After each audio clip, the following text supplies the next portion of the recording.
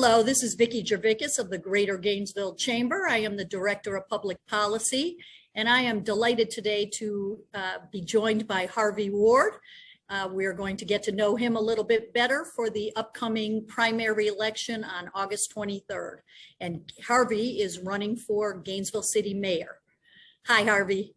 Hi, Vicki. How are you today? Very good, and it's great to see you.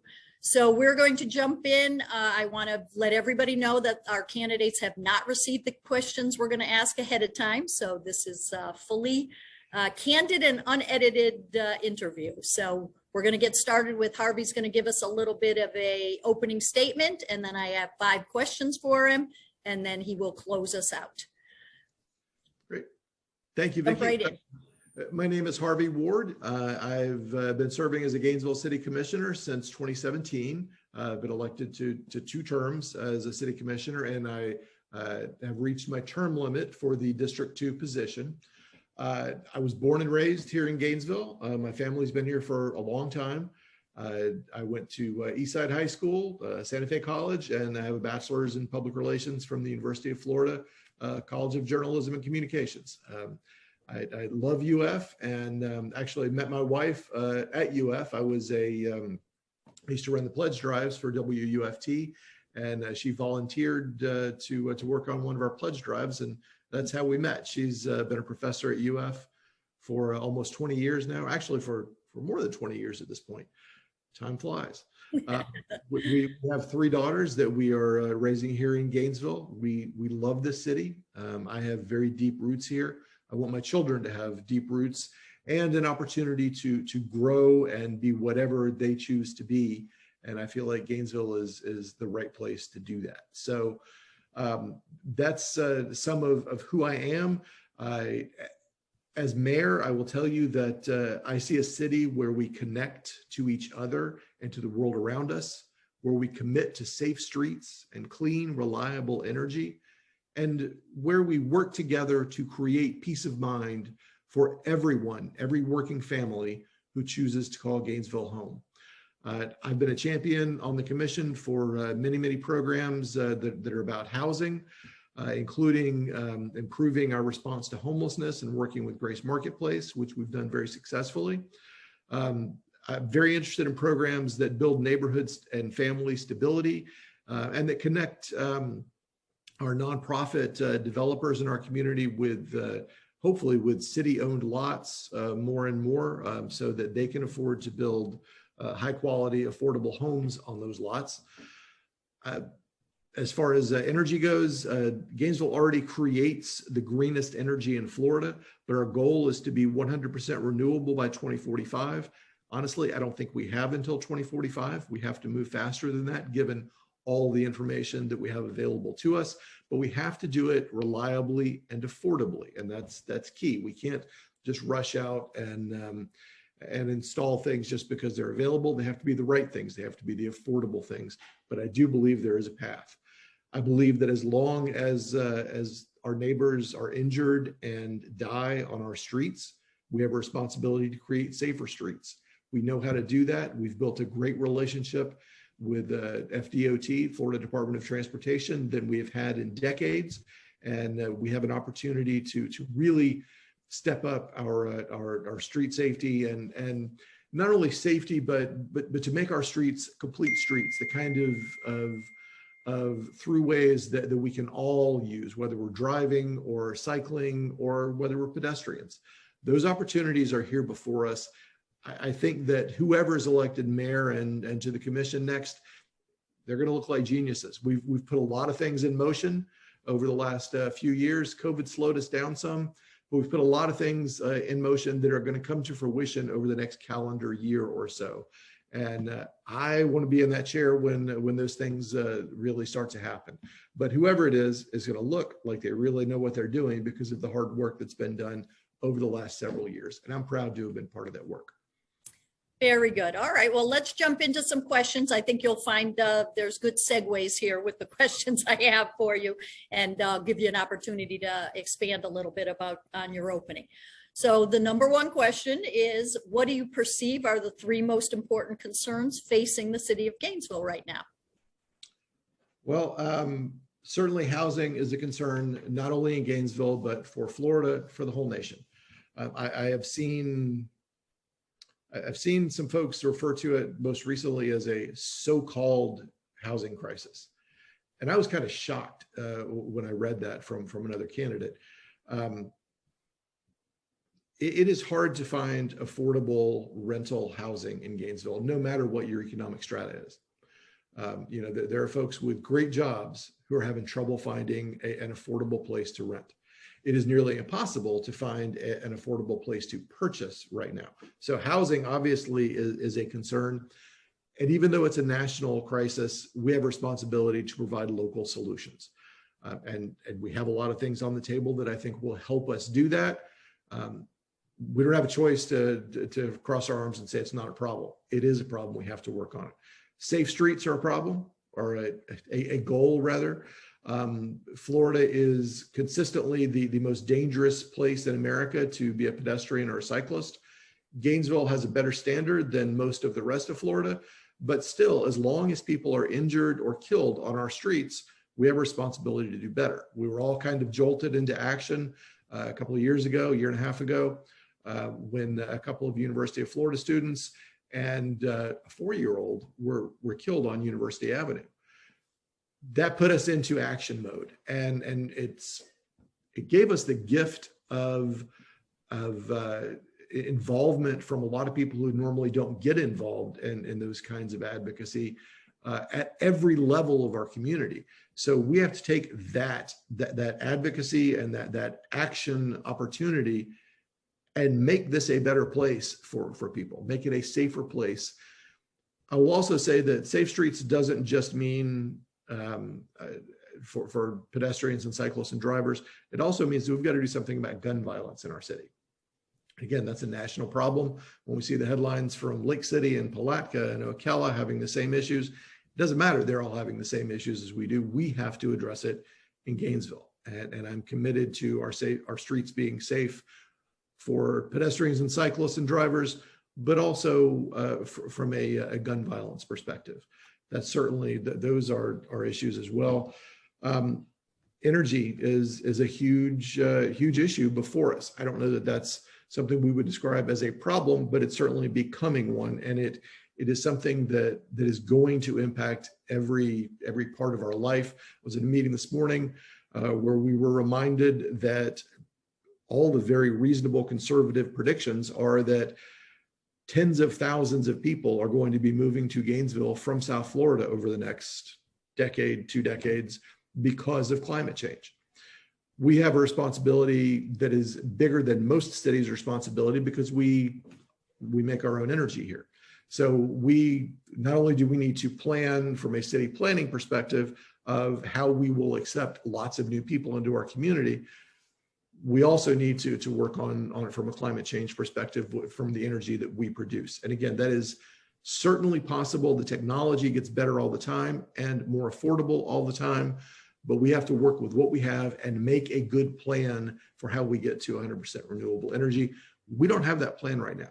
We know where we need to go, but the next big step is to get there. And what we've been able to do in the last couple of months at GRU is move some positions around without adding people, but to move some positions around to create a position that will kind of oversee our climate change work. We're also probably going to add that similar position at general government in hopes that they will be able to work together to really coordinate our response to climate change in this community.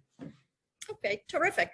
All right, our next question is, what is the role of the mayor of Gainesville, in your opinion? Well, the mayor of Gainesville ought to be the policy leader for our community, ought to kind of set the agenda for what we're doing as a community to move forward, to make this a better place for, again, every person and every working family who chooses to call Gainesville home.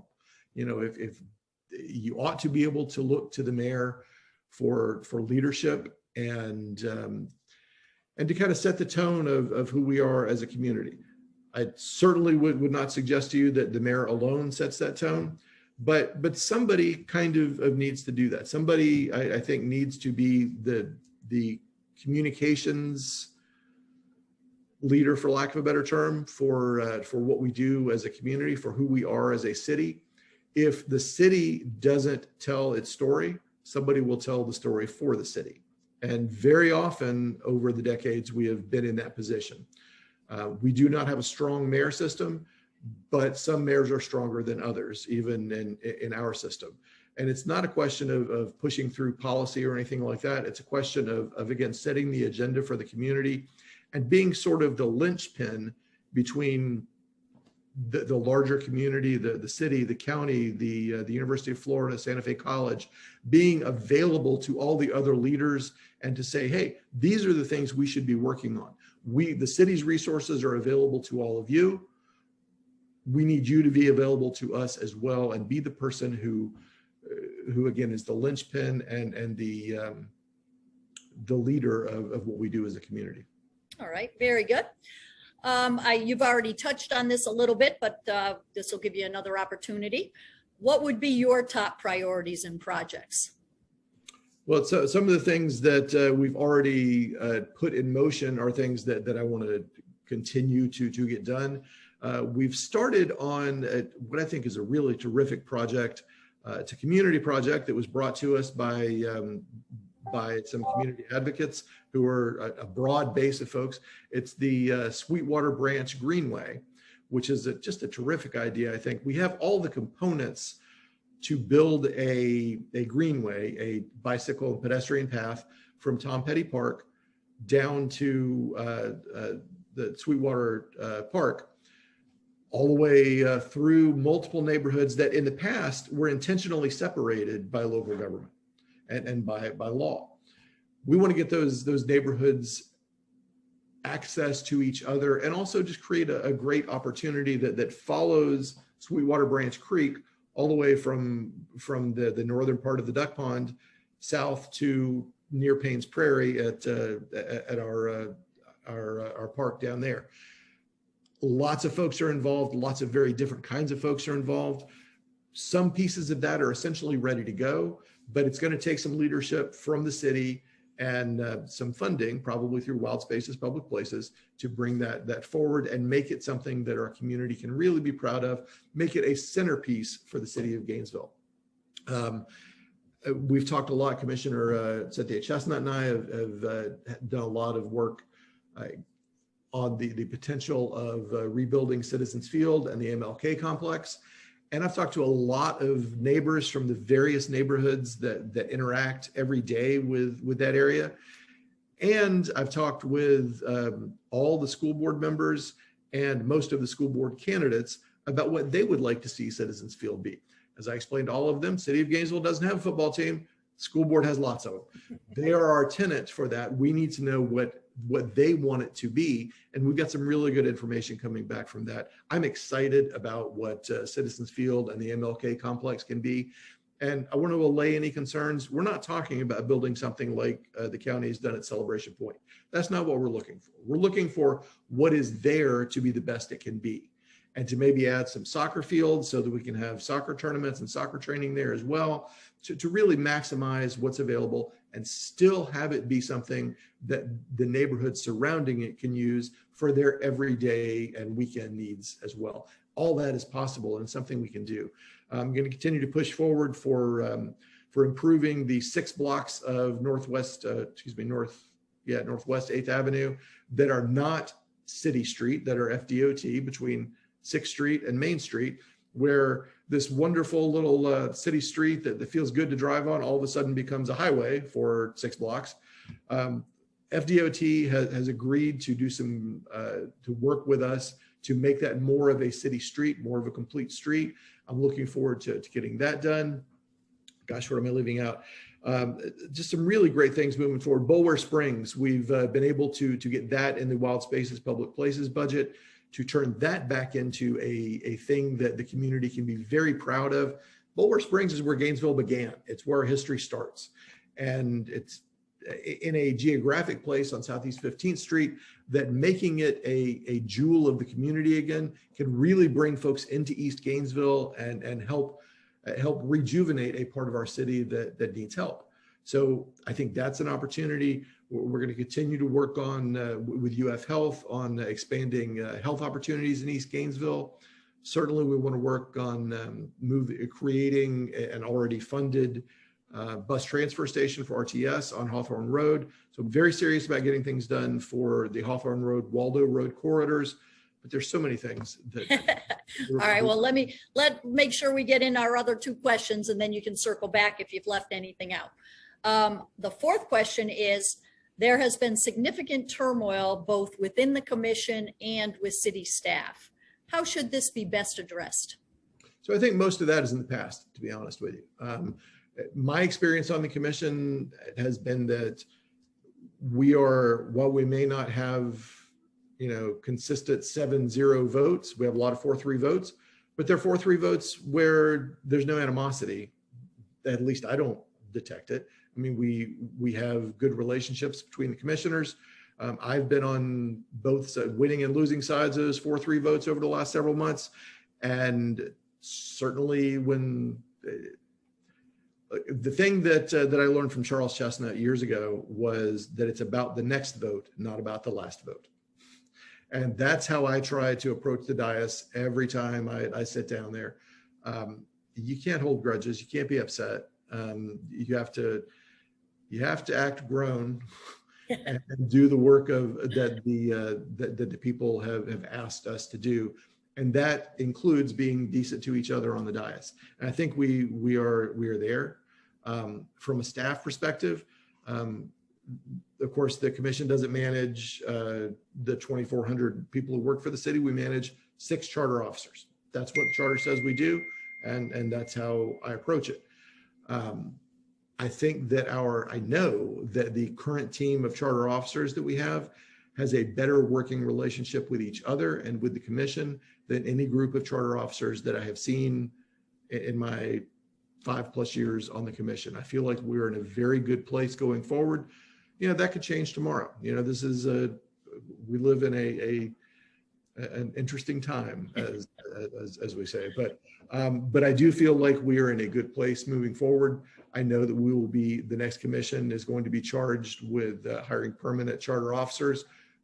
I like the interim charter officers very much. I think of them as permanent already personally, and that's where I would choose to move forward. But if the rest of the commission doesn't feel that way, then we'll make other choices, and that'll be okay too. We're going to hire professionals. We're going to be professionals, and that's the way I approach this. Okay, very good. And then the final question is one of those happy open-ended ones that people like, which is, why should members of the business community support you? So I feel like the role of city government in business is to create an environment where there's an opportunity for the people who live here to thrive. And that includes from a commercial standpoint.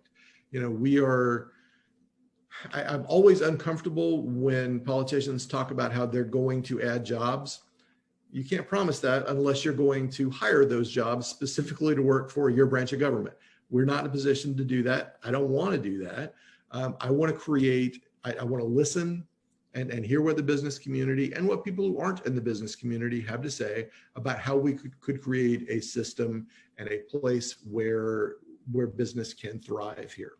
I spoke with one of your members just last week who reached out to me to tell me how much better it is to open and run a business in Gainesville than it used to be. I've also had people tell me that say that same thing and not in a positive way. So, we always have to strike a balance, but I do feel like over the last 8 or 10 years, we have made Gainesville a better place to be able to open and run a business. Is it perfect? No. We are a unique community. We've got this enormous university, which is a plus and a minus to doing business in our city. That is the driver for jobs in our community. We have one of the most dense work centers anywhere in the Southeast, I believe, still at the hospital complex west of Archer Road. That is something that we should perceive as a blessing for this community. university and the health centers, those are things that many cities would kill to have in their community. And we should own that as a community and embrace it and build our business community around that. There are many opportunities that come with that. And very often, again, I've been here my whole life, and often you hear people who want to work against that and say, oh, that's not who we are. Well, it is who we are. Let's embrace that and make the absolute best of it. Because if we do that, if we really embrace our DNA, what makes Gainesville, Gainesville, sky's the limit. I don't want to be the next Austin. I don't want to be the next Madison. I want to be the best Gainesville we can possibly be. And if we do that, business will thrive. Very good. Okay, so now we've come to the point where you can bring us home and close it out with whatever else you'd like to tell us. Vicki, I really appreciate the opportunity to have this conversation, and always would prefer to do it live, but this is the hand we're dealt. So I've become kind of zen about how we're able to interact with each other. There are pluses and minuses to it. I always like to be in person better, but this is where we are, both from a governing standpoint and from a business standpoint, from a campaign standpoint, and there's a way to integrate even this into making Gainesville better. There are opportunities here that were not here before because we have this digital freedom to a certain extent. There are folks moving into our community who are working in other places but want to be in Gainesville, and they can do that now because of these digital opportunities. So I'm trying to think forward and to think about what's possible for this community. Again, we know lots of people are going to move here. How do we keep Gainesville, Gainesville, and still embrace that? I'm glad people move here. I mean, I was born here. My mother wasn't, though. My wife wasn't. So I like it when people move to Gainesville. It works out pretty well for all of us. And I want us to continue to build a community where we do embrace people who come from other places, wherever those places are, and that help enrich our community. Where we embrace the fact that the people come from all over the world. They send their children here to be educated. They come here to be healed. That's the kind of thing we should be proud of. And I am proud of it. I love this community. And I think there is so much we could do. I could list you program after program after program that I want to work on, but really it's about being mayor. I think is about listening to what the community says, digesting that and turning it into leadership opportunities for our city, for our greater community, and figuring out, again, how we can be the best Gainesville that we can possibly be. I look forward to doing that as mayor, and I really appreciate everyone's support on August 23rd, or before then with your mail-in ballots, which are going to go out very soon. All right. Well, it is always a pleasure to talk to you, Harvey, and you made my job easy because I was going to remind everyone that we at the Chamber are very invested in people getting out and voting. We want to make sure your voice is heard. So August 23rd is our primary. Make sure you're out there. Thank you again so much for talking to us today, Harvey. Thank you. Have a great rest of your day. Thanks, you too.